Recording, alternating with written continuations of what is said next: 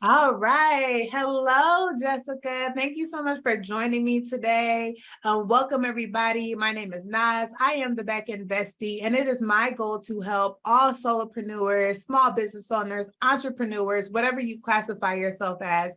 It is my goal to help you run a better business. So today, I have with me a finance professional, a realtor, and accountant. I am not going to take away her introduction or her shine. She can do a way better job than me. But I have with me today Jessica of JSM Financial. Hey, Jessie, how are you? I'm good. How are you? Thank you so much for having me on. Thank you for being here. Yes. So I wanted to get right into it. Tell us a little about yourself and why you got into accounting as a profession. Well, I am an accountant and a realtor here in the Atlanta, Georgia area. I got into accounting. It was nothing that I just woke up and said, oh my God, I want to be an accountant. I didn't know. I was one of those people that I changed my major like 5 times before I arrived at accounting.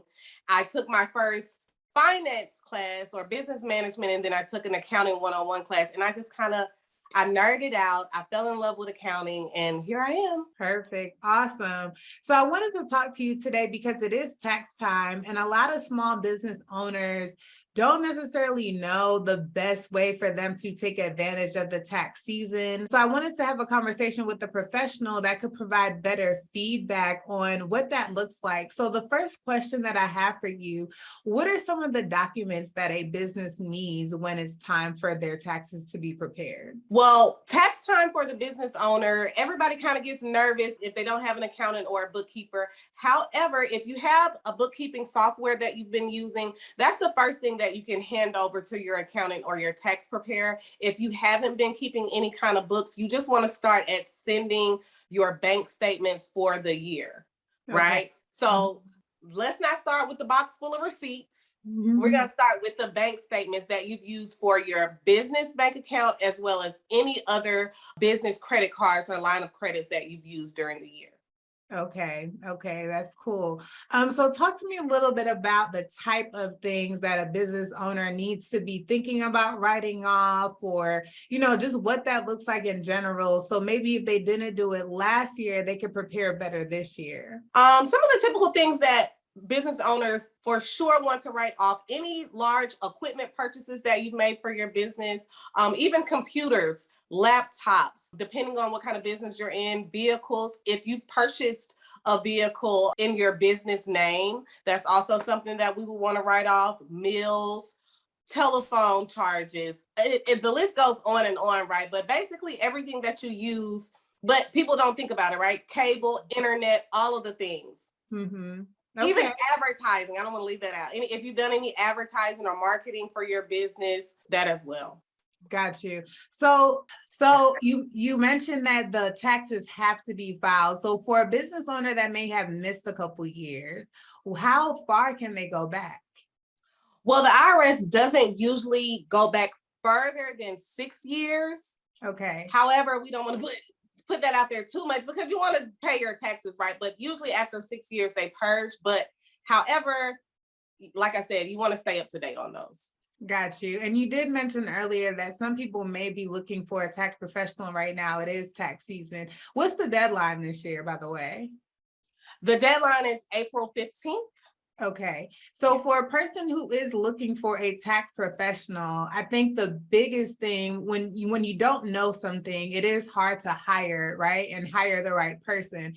So what are some questions, or what does a business owner need to look for in their tax professional? It depends, right? So I would definitely ask if they're a tax preparer or professional, if they're an accountant, how long have they been in the industry, and what kind of returns do they usually prepare?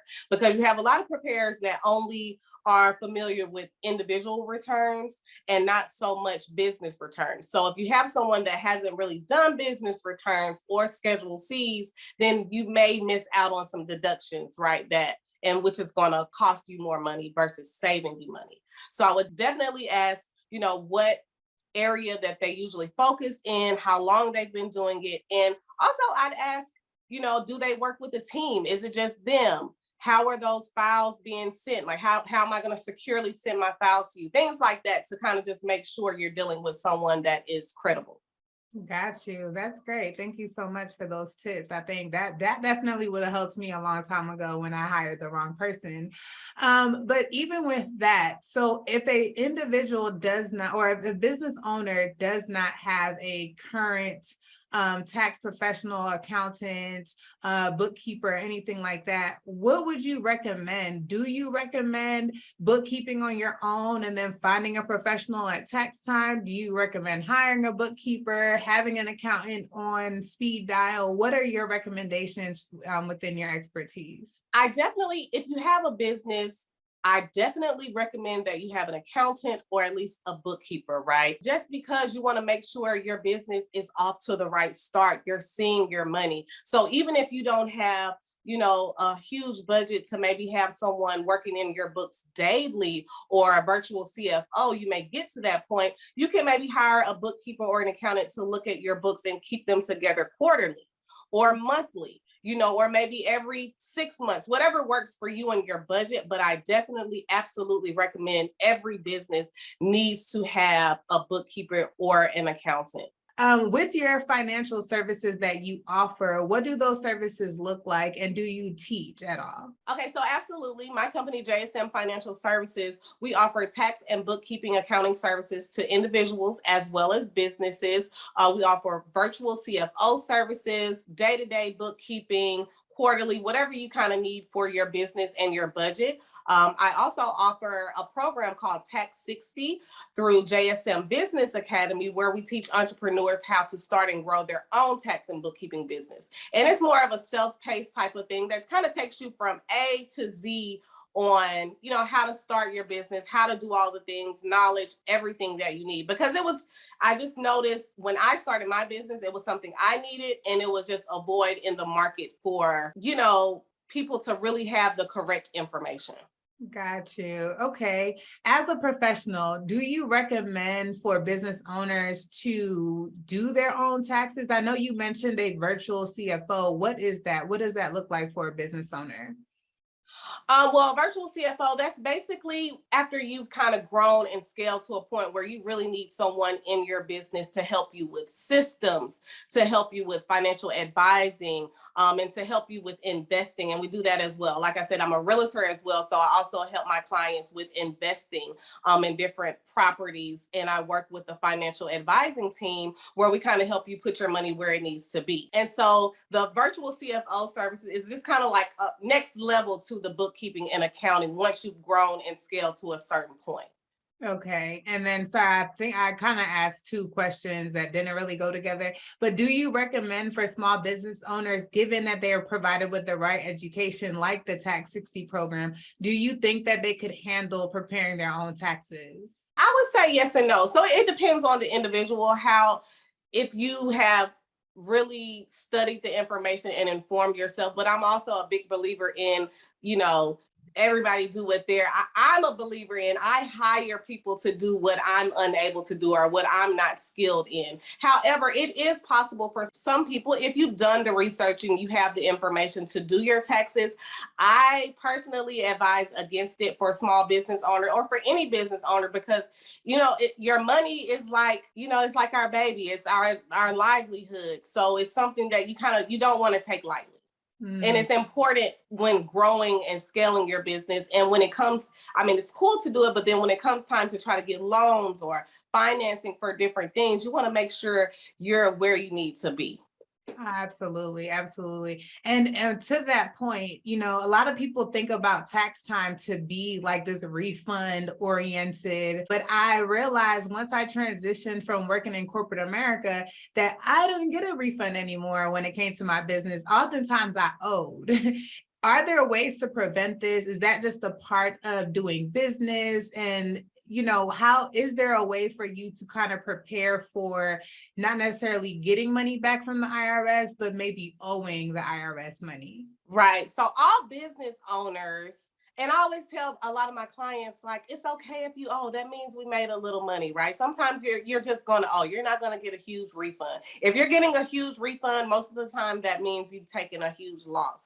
And so that could be good for the time if you need the cash. But when it comes time to trying to get loans and financing, it's just not going to work out, right? And so what I advise for business owners is, as you're making your money, to set aside at least 25% each month of your earnings. So when tax time comes, you'll be prepared. And so when I work with my clients, we always dive in and go through what we're making every single month, so we can see how much is set aside, how much that we'll need for this month. So we're good to go at tax time. And so 25% is where everybody wants to start, and just put it aside, set it and forget it.